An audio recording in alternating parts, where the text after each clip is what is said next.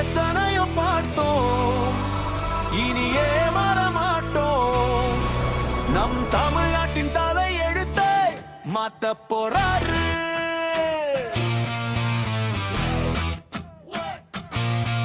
எங்கள் அண்ணன் விஜய் வராரு. தலைமுறை மாறப்போகுது.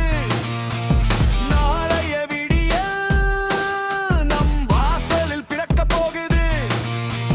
திரையில் பார்த்தே முகமல்ல, இது தீயாய் வந்த ஒருவன். மக்களின் கண்ணீர் துடைக்க வந்த மனிதாபிமான தலைவன். வாக்குறுதி வார்த்தை அல்ல, இது வாழ்வு தரும் பாதை. அன்பை விதைக்க வராரு. இதோ அடிகாரத்தின் வேட்டை.